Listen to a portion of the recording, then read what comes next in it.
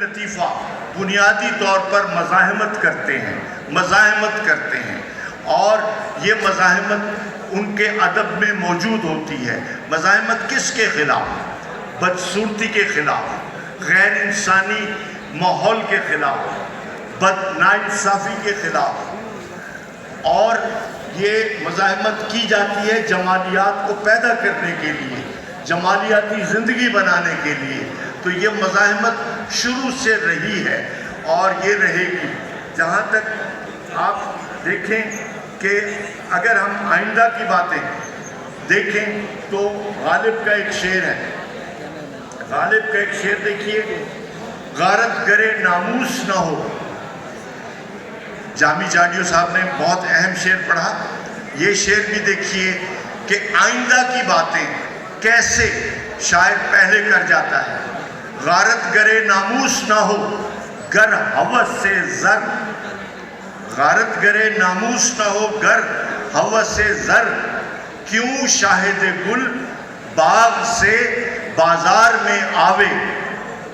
واضح شعر ہے کہ ہوس سے زر بنیادی طور پر ناموس کو غارت کر دیتی ہے، عزت نفس کو تباہ کر دیتی ہے۔ کیا چیز؟ ہوس سے زر۔ اور اسی بنیاد پر آپ دیکھیں کہ اگر ہوس سے زر نہ ہوتی تو پھول باغ میں ہوتا، بازار میں نہ آتا بکنے کے لیے، کموڈیٹی نہ بنتا۔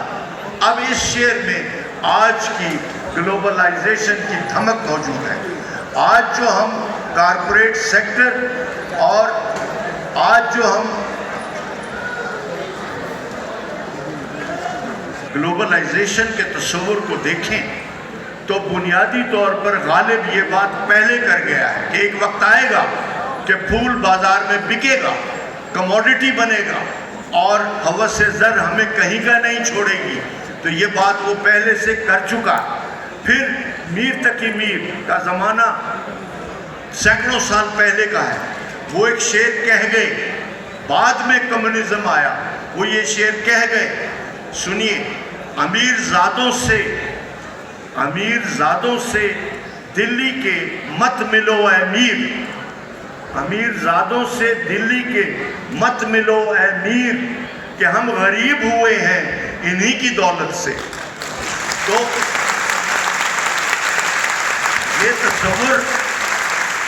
یہ تصور میر دے چکا ہے کہ جب دولت جمع ہوگی تو پھر ملک غریب ہو جائے گا اور ہم غریب رہیں گے۔ اب اسی طریقے سے آپ دیکھیں کہ پورا ادب میٹافر میں ہے۔ جیسے میں نے کہا مزاحمت کئی شکلوں میں ہوتی ہے۔ اب ایک دو شکلیں دیکھیں جو مزاحمت کی ہیں۔ مثلا ناصر کا آدمی کہتا ہے کسی نے اس میں سے 71 مشرقی پاکستان ہم سے الگ کیسے ہوا، اس میں نہیں گئے ہم، وہ صرف ایک بات کر رہا ہے، وہ کشتیاں چلانے والے کیا ہوئے، وہ گیت گانے والے کیا ہوئے۔ وہ بات کر رہا ہے کہ کیسے ہم نے ایک اپنا حصہ کھویا۔ اسی طرح منیر نیازی جب یہ کہتا ہے کہ منیر اس ملک پہ آسیب کا سایہ ہے یا کیا ہے، کہ حرکت تیز تر ہے اور سفر آہستہ آہستہ۔ کب کہا اس نے شعر؟ تعبیر آج ہو رہی ہے۔ اسی لیے میں کہتا ہوں شیکسپیئر جس طرح غالب ریلیونٹ ہے، شیکسپیئر بھی ریلیونٹ ہے۔ دیکھیں میکبتھ ہر دور کا مختلف ہوتا ہے، ہر دور کا ہیملیٹ مختلف ہوتا ہے، ہر دور کا رومیو جولیٹ مختلف ہوتا ہے۔ وہ ایک عہد میں نہیں رہتے، وہ منتقل ہوتے ہیں عہد در عہد۔ تو یہ جو میٹافر ہے ادب کا، یہ اسی کے اندر ساری باتیں اور آئندہ کی باتیں چھپی ہوئی ہوتی ہیں۔ ایک چھوٹی سی مثال قرۃ العین حیدر کے ناول کی دوں گا، ذرا اگر توجہ آپ کی ہو۔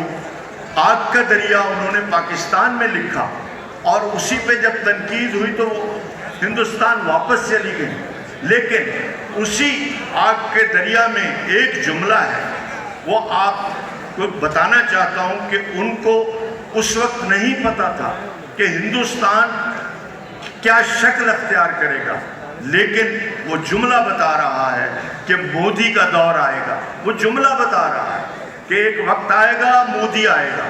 حالانکہ وہ 58 میں لکھا گیا ہے. اس میں ایک جملہ ہے, توجہ کیجئے. نعیم جو میں مرکزی کردار ہے, آکسفورڈ سے پڑھ کے آیا ہے اور وہ ایک انٹرویو دے رہا ہے.